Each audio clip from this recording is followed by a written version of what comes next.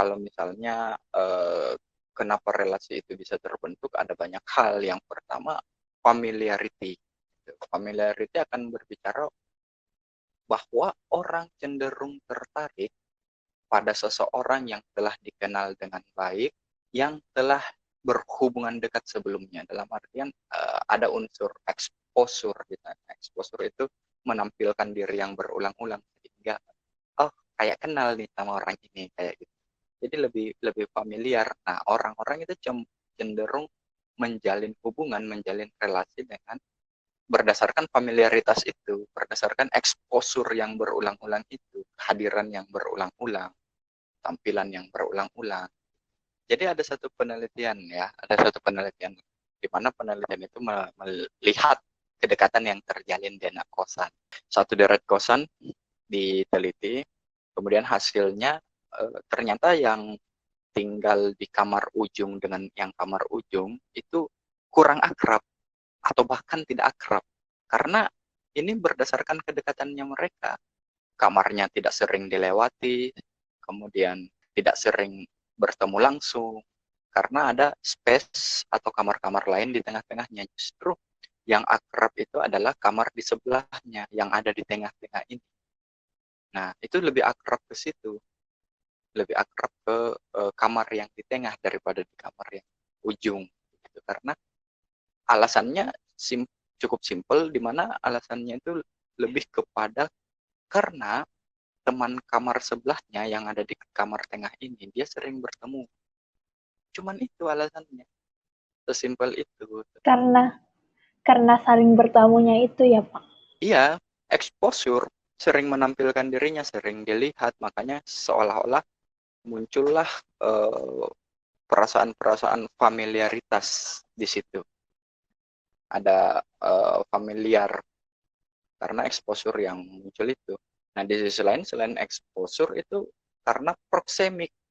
Jadi ada satu lagi bagaimana hubungan itu bisa terbentuk, ya karena ada proxemic effect. Nah, proxemic effect kemudian akan bercerita tentang bagaimana kemudian kedekatan itu melahirkan rasa suka, rasa suka. Karena affability itu karena dia ada di situ. Nah, jadi jangan salah, kalau orang bisa saling jatuh cinta karena sering sama-sama, itu wajar. Itu namanya proxemic effect kalau dalam psikologi sosial, seperti itu. Nah, sama dengan yang anak kosan tadi, karena mereka saling berdekatan, proxemicnya, jarak sosialnya itu kamar satu dengan kamar yang satunya itu lebih dekat, makanya lebih akrab dengan kamar yang di sebelahnya daripada kamar yang paling ujung. Kayak gitu. Kayak sahabat jadi cinta ya. Itu bisa seperti itu. Modelnya bisa seperti itu. Jadi kalau misalnya apakah sahabat jadi cinta itu betul? Ya betul. Itu namanya the effect, the proximate effect. Itu namanya. Karena konsep dasarnya mudah, karena mereka affability, kedekatan yang affable, yang ada saat sakit, ngerjain tugas, makan, semuanya sama-sama. Di situ biasa muncul rasa suka. Bahkan proxemic effect itu bisa menjadi faktor utama dalam memprediksi kedekatan hubungan antar individu. Jadi kita bisa prediksi hubungan antar individu dia dekat atau tidak itu berdasarkan proxemicnya tadi, jaraknya dia. Nah, masih berkaitan dengan tadi, ada lagi nih namanya the mere exposure effect. Nah, kalau the mere exposure effect ini lebih kepada stimulus-stimulus yang ditampilkan seseorang, yang saya bilang tadi, exposure, sering menampilkan mukanya, sering memperlihatkan wajahnya gitu. Nah, itu terjadi baik disadari maupun tidak disadari, dia menampilkan apa yang ada dalam dirinya, entah itu wajahnya, entah itu tentang karakternya dan segala macam, itu sering ditampilkan baik sadar maupun tidak sadar, dan itu akan ditangkap oleh orang lain. Nah, dan exposure ini itu akan berkaitan dengan frekuensi kontak. Makanya tidak bisa dipisahkan dengan proxemic tadi. Karena ketika ada exposure, biasanya ada kontak seperti itu. Biasanya ada proxemic tuh, ada proxemic, ada exposure. Nah, kenapa tidak bisa dipisahkan? Ya karena ketika ada jarak, ada proxemic, jarak yang cukup dekat, otomatis objeknya adalah exposure, stimulus yang dikeluarkan oleh individu satu, yang ditangkap oleh individu yang lainnya, seperti itu. Nah, makanya jarak sosial, proxemic tadi, dan exposure, bagaimana melemparkan stimulus, menampilkan stimulus terkait diri kita, itu tidak terpisahkan, sulit dipisahkan, begitu. Kalau ada Singkat, proxemic, pasti ada exposure. singkatnya nih kayak aku cari perhatian gitu ya. Kayak suka charper-charper gitu.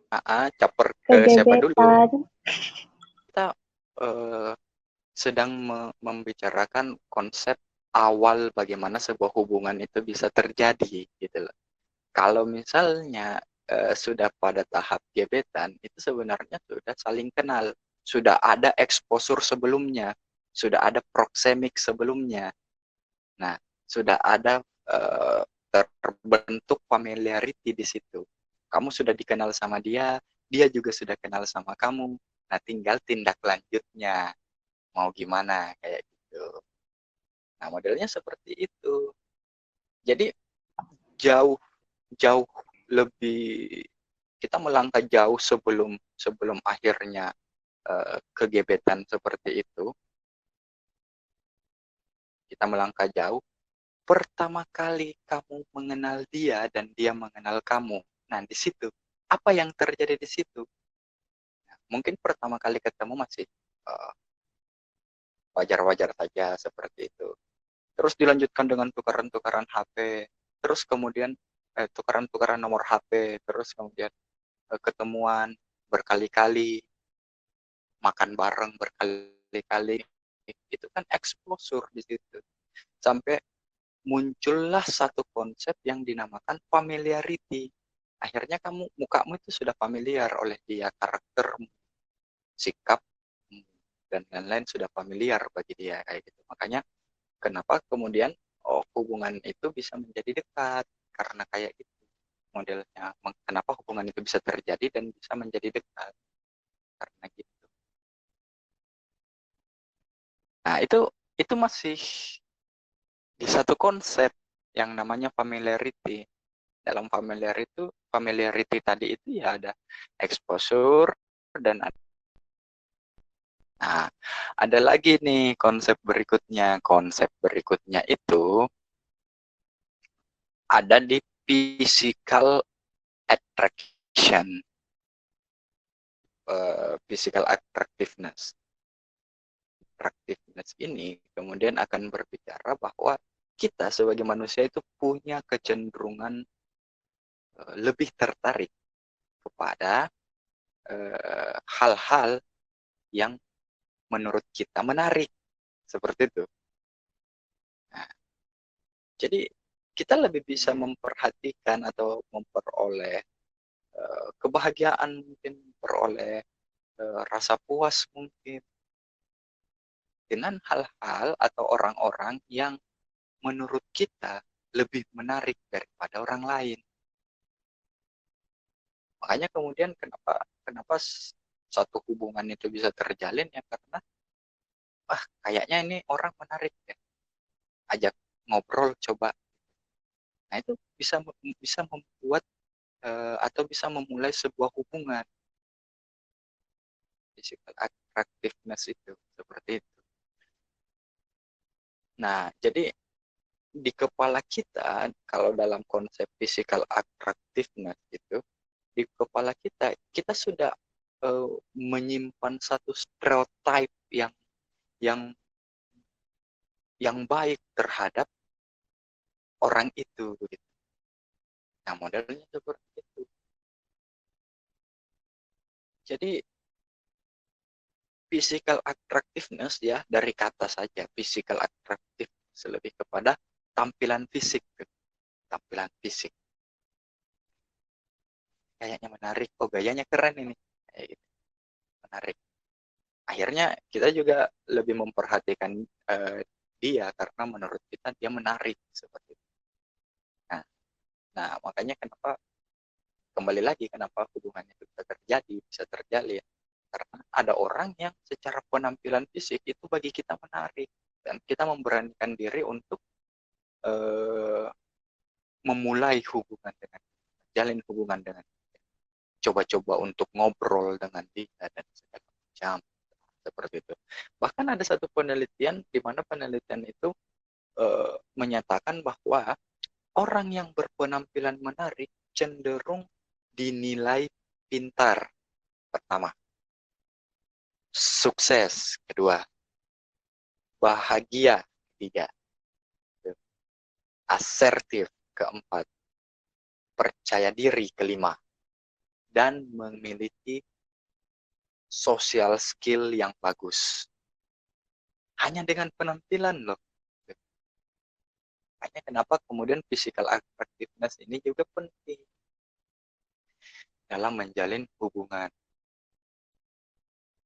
Ya kan, anggap kita ketemu orang baru terus, mohon maaf ya, baunya agak kurang enak misalnya. Itu kan biasanya kita juga cenderung tidak nyaman kan, cenderung menghindar seperti itu. Apalagi kita melihat penampilannya uh, ya ya ya sesuai dengan kita tidak menarik begitu ketika kita melihat penampilan. Jadi biasanya kita cenderung untuk menghindar dengan orang-orang yang bagi kita itu penampilannya tidak menarik seperti itu. Makanya biasa yang ada sering bilang kesan pertamanya itu penting loh. Ini nih Betul. pentingnya. Nah, betul sekali.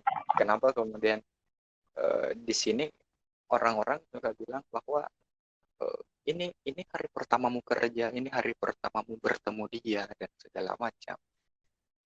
Buatlah kesan yang semenarik mungkin ke dia.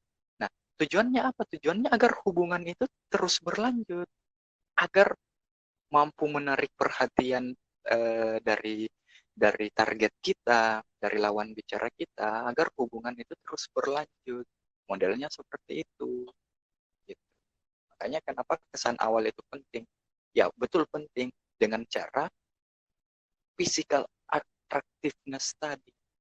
Nah, modelnya kayak Glenn. Nah, kemudian ada nih yang ketiga, tadi sudah familiaritas, kemudian physical attractiveness. Nah, kemudian ada yang ketiga. Yang ketiga namanya similarity versus complementary. Itu yang ketiga. Nah, jadi similarity versus complementary ini lebih kepada asumsinya seperti ini ya. Jika kita menyukai diri kita, kemungkinan kita akan senang berhubungan atau bekerja sama dengan orang yang memiliki banyak kesamaan dengan kita. Asumsi dasarnya seperti itu. Nah, di sini cukup menarik menurut saya. Kenapa menarik? Karena kalau karakter kita nih, kita sudah suka nih dengan karakter diri kita seperti ini. Kita sudah suka dengan diri kita seperti ini. Kita akan cenderung mencari orang yang sama dengan karakter kita untuk menjalin sebuah hubungan. Kita lebih lebih mencari partner misal yang seperti karakter kita.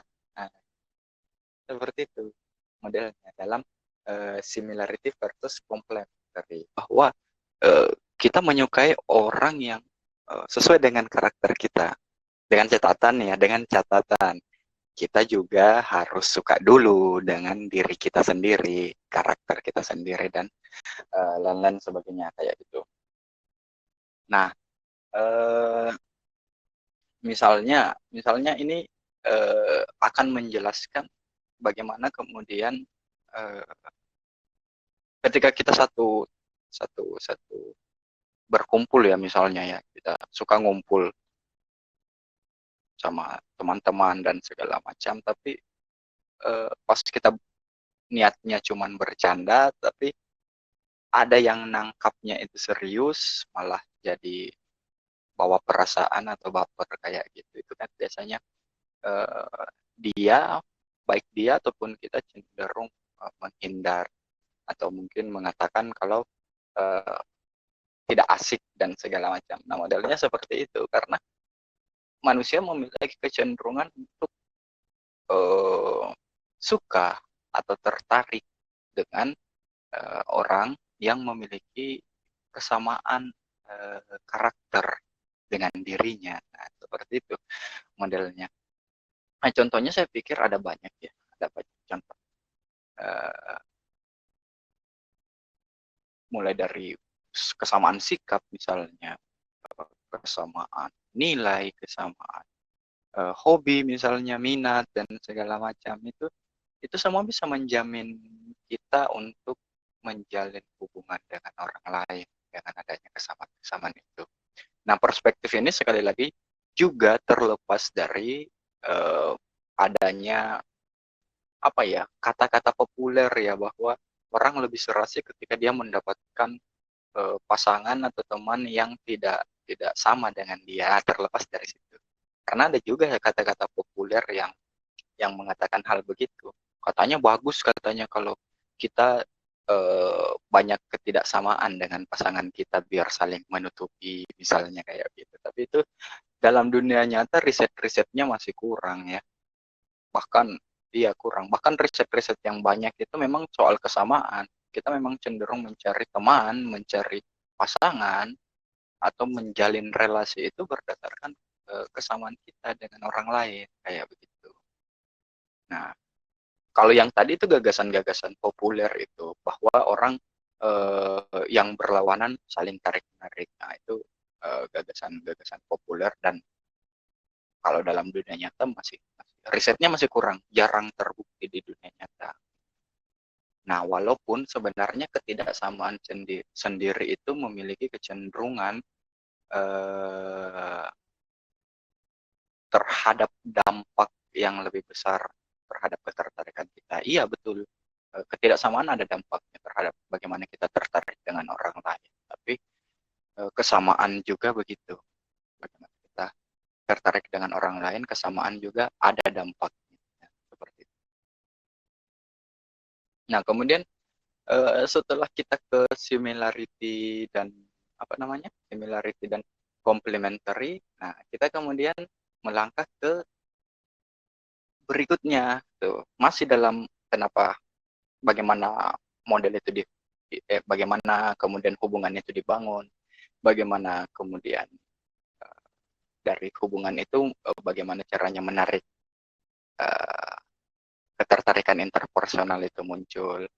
Nah, jadi kalau kita susun lebih rinci, hubungan itu atau relasi itu bisa terbentuk ya karena adanya ketertarikan interpersonal.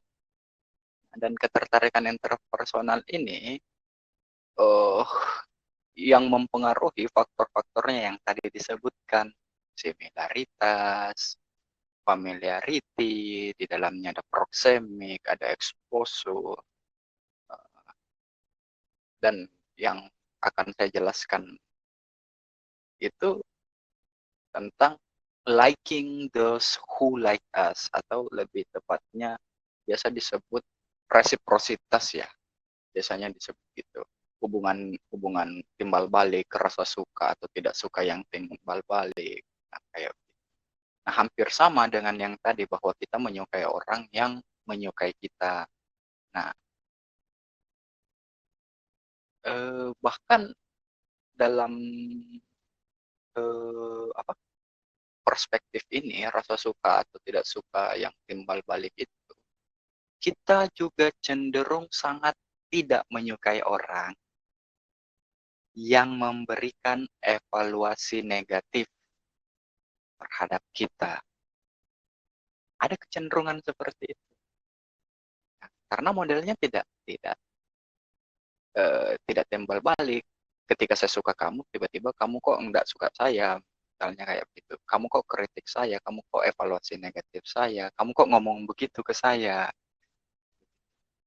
Nah, jadi kalau dalam perspektif liking those who like us, itu modelnya bahwa kita cenderung menyukai orang lain karena orang tersebut menyukai atau bersikap positif terhadap kita.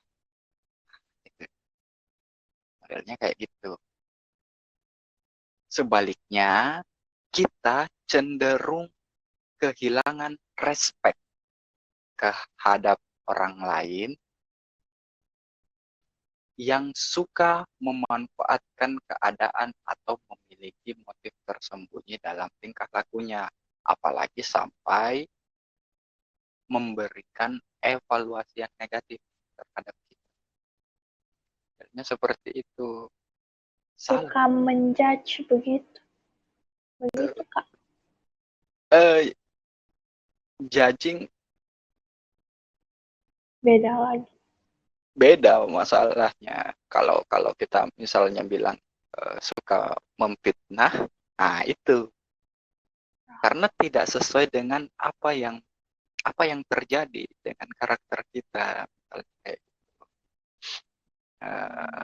Dia tidak berkata benar, dia mengevaluasi diri kita dengan hal-hal yang tidak benar, bahkan cenderung negatif seperti itu, bahkan cenderung mengevaluasi diri kita dengan hal-hal yang tidak kita sukai.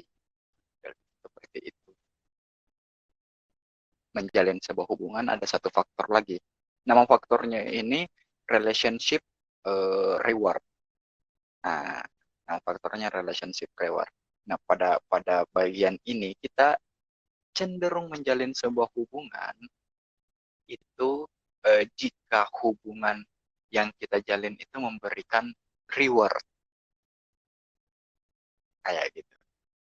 Itu asumsi dasarnya dalam paham ini ya, asumsi dasarnya seperti itu. Nah, jadi kita akan menyukai dan berharap hubungan itu dapat terus berlangsung ketika kita dapat rewards di dalamnya, ketika kita dapat keuntungan di dalamnya, ketika kita dapat manfaat di dalamnya. Nah, modelnya kayak gitu, model seperti itu. Jadi orang saling tertarik itu karena merasa bahwa mereka mendapatkan manfaat dari hubungan itu. Ada manfaat dari hubungan itu. Ada manfaat dari hubungan yang mereka lakukan. Makanya kenapa hubungan itu bisa terjalin dan hubungan itu bahkan bisa berlangsung lama seperti itu.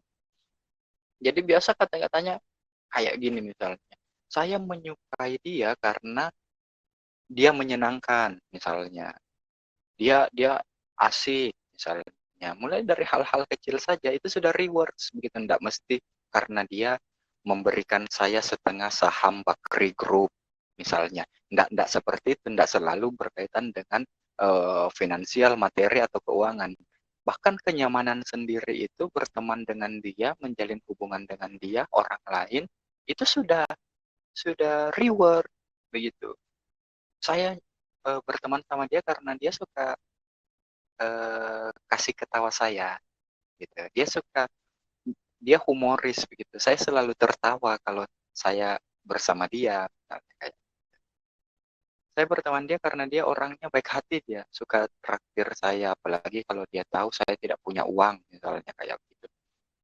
Itu kan reward dari hal-hal kecil semacam uh, itu menopang keberlangsungan sebuah hubungan, bahkan membuat bagaimana ketertarikan interpersonal itu menjadi ada dan digunakan dalam membangun sebuah hubungan kayak gitu.